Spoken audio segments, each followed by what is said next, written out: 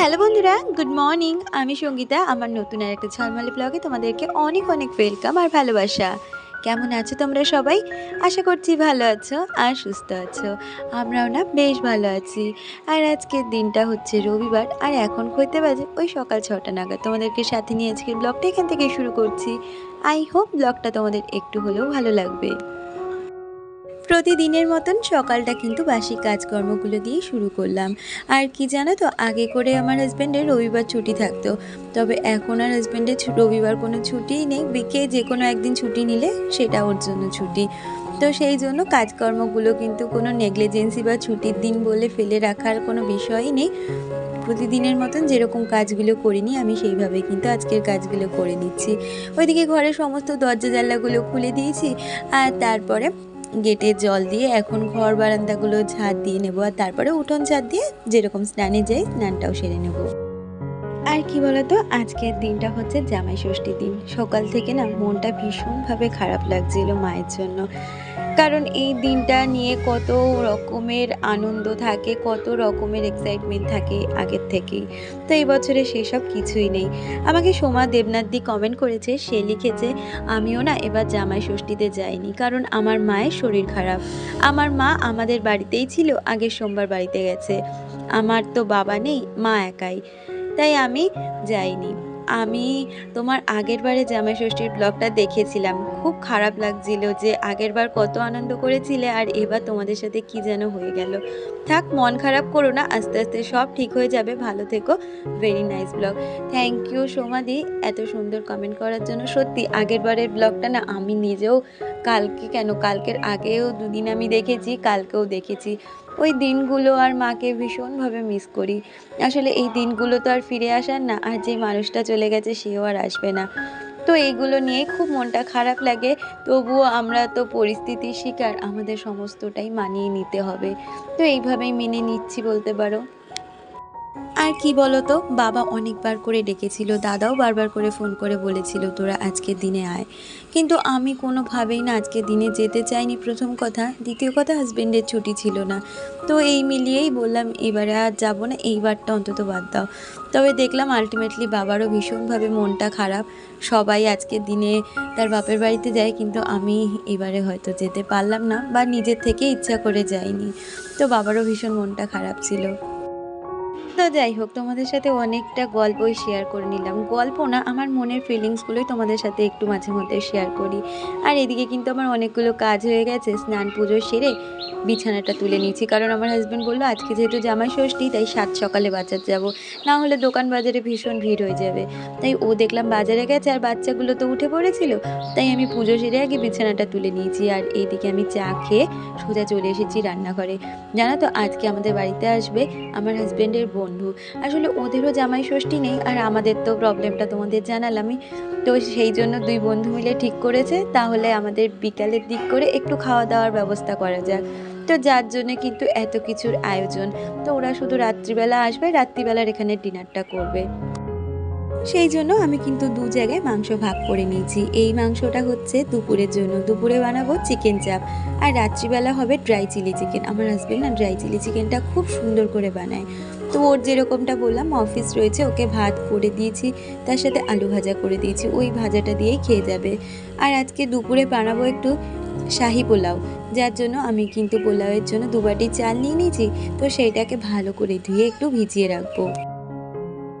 আর ওইদিকে চিকেনগুলোকে আগে ম্যারিনেশন করব, তার জন্য আগে মশলাগুলো বানিয়ে নেব। ওই আদা রসুনের পেস্টটা আগে করে নেব, আদাটা আগে করব, আর তারপরে রসুনটা করব। আর যেই চাপটা বানাবো তার জন্য কিন্তু আমার চাল মগজ আর পেঁয়াজের পেস্ট লাগবে, সেটা দিয়েই কিন্তু ম্যারিনেশন করব। এই যে চিকেন চাপের জন্য এর মধ্যে দিয়েছি আমি চাল মগজ আর তার সাথে পেঁয়াজ, আর এই যে আদা রসুনের যে পেস্টটা আগে বানিয়ে রেখেছিলাম সেগুলো দিয়ে দিচ্ছি। আর তার সাথে যোগ করব একে একে গুঁড়ো মশলাগুলো, নুন, হলুদ, টক দই, জিরের গুঁড়ো, লঙ্কার গুঁড়ো আর কাশ্মীরি লঙ্কার গুঁড়ো, এগুলো দিয়ে ভালো করে ম্যারিনেশন করে রাখবো। এর মধ্যে জানো তো মিঠা আতরও দেয়, তবে আজকে আমার ঘরে মিঠা আতর নেই।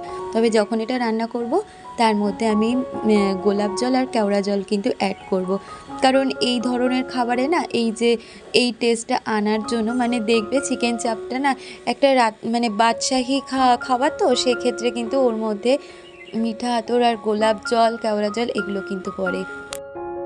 আর ড্রাই চিলি চিকেন করার জন্য আমি ওই চিলি চিকেনে যে ম্যারিনেশনটা করি সেটাই কিন্তু করে নিচ্ছি। আর এগুলো সমস্ত গুছিয়ে রেখে আমি আমার শ্বশুরমশাই যে ঘরটা রয়েছে সেটা আজকে একটু ডিপ ক্লিনিং করব। মানে ওই ঝুল ঝাড়বো, তারপর মোছামুছি করে ঘরটা একটু পরিষ্কার করব। এই সমস্ত জিনিস ম্যারিনেশন হয়ে গেলে না মনে হয় রান্নার অর্ধেক কাজটা শেষ হয়ে গেছে। আর যেমনটা বললাম, এবারে চলে এসেছি আমি এই ঘরটা পরিষ্কার করে নিতে। আসলে রবিবার দিন করে কিন্তু আমার অনেক কাজ থাকে, আর দেখেছই প্রতিদিনের তুলনায় কিন্তু আমাদের প্রতি রবিবার করে একটু খাওয়া দাওয়াটা অন্য রকমের হয়। সেই কারণে রান্নার খাটনিটাও অনেকটা থাকে। তার মধ্যে থেকেও কিন্তু ঘরের এই যে এক্সট্রা কাজগুলো করতে হয় সেগুলো কিন্তু আমি এই রবিবার করেই করি। কারণ ওই যে বললাম বাকি দিনগুলোতে না এই ঝুল ঝাড়াটা আমার খুব একটা পছন্দ নয়। মানে ওই মঙ্গলবার, শনিবার, তারপর তোজোর জন্মবার, তো এই সব নিয়ে অন্যান্য দিন আর এই ঝুলঝাড়াটা হয় না, শুধু ডাস্টিংটা হয়ে যায়। সেই জন্য আমি যখনই এই ঝুলঝাড়ার কাজটা করি আমি রবিবার করেই ভাগ করে নিই। হয়তো রবিবার করে একদিনে আমার সমস্ত ঘরের ঝুলঝাড়া হয় না, আমি একটা একটা করে মানে একটা রবিবার একটা ঘর ধরে পরিষ্কার করি, এরকমভাবে করি।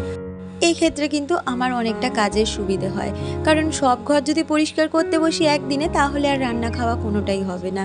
তো সেই জন্য নিজের কাজের সুবিধের জন্য আমরা যদি কাজগুলোকে একটু ভাগ ভাগ করে নিতে পারি তাহলে কিন্তু কাজগুলো সময়ের মধ্যে আর নিজের সুবিধে অনুযায়ী সমস্ত কাজ কমপ্লিট করা যায় সংসারে। তাতে সংসারটাও পরিষ্কার থাকে আর ঘরবাড়ি কিন্তু সবসময় পরিষ্কার পরিচ্ছন্নই থাকে। আমার কালকের ব্লগে প্রতিভা কমেন্ট করেছে। প্রতিভা হচ্ছে আমার অনেক পুরনো ফ্রেন্ড। সে আমাকে লিখেছে, দুষ্টু কে সঙ্গীতা তোর সিস্টার, তোর ভিডিওর অপেক্ষায় ছিলাম, নতুন করে আবার শুরু করেছিস, খুব ভালো লাগছে, সাথে আছি, পাশে আছি, লাভ ইউ। লাভ ইউ প্রতিভা।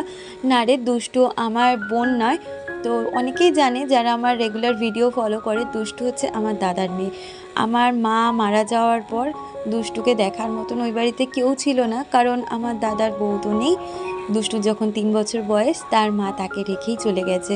এতদিন আমার মায়ের কাছেই সে মানুষ হয়েছে, এখন মা যখন মারা গেছে সেই মেয়েটা ওখানে পুরো একা হয়ে গেছিলো। তাই আমি আর আমার হাজব্যান্ডের ডিসিশানে কিন্তু দুষ্টুকে আমার কাছে এনেছি, আর ওকে আমি মানুষ করছি এখন বলতে পারো। তো যাই হোক, আমি এই ঘরের সমস্ত জায়গার ঝুলগুলো কিন্তু ভালো করে ঝেড়ে নিয়েছি, সাথে ফ্যানটাও পরিষ্কার করে নিয়েছি। আর এই ঘরে কিন্তু আমার শাশুড়ি আর শ্বশুরের ফটোগুলো রয়েছিল, সেগুলোকেও আমি ভালো করে মুছে নিয়েছি। জানো তো, দেখতে দেখতে এই মাসে ওনাদেরও মৃত্যুবার্ষিকী চলে আসছে, মানে দিবসই যেটাকে বলে। তো জুন মাসেই কিন্তু আমার শাশুড়িও মারা গেছে, আর জুন মাসে কিন্তু আমার শ্বশুরমশাইও মারা গেছে। একজন 6 তারিখ, একজন 10 তারিখ। তো এই হয়েছে ব্যাপার। তো সমস্ত ঘরের যা যা ছিল সেগুলো ভালো করে মুছে নিয়েছি। আর এখন যেগুলো পাতার মানে বিছানাটা ঝেড়ে বিছানার চাদর পেতে নিয়েছি। আর এদিকে সোফাটা ভালো করে মুছে সোফা কভারটা পেতে এখানে কুশনগুলোকে সাজিয়ে দেবো। আসলে তোমরা খেয়াল করলে দেখতে পারবে আমাদের এই ঘরটা কিন্তু অ্যাডভেস্টার দেওয়া। এই ঘরটা কেন, আমাদের সমস্ত ঘরই অ্যাডভেস্টারে, শুধু আমরা যেই ঘরটায় থাকি ওটা ছাদ দেওয়া।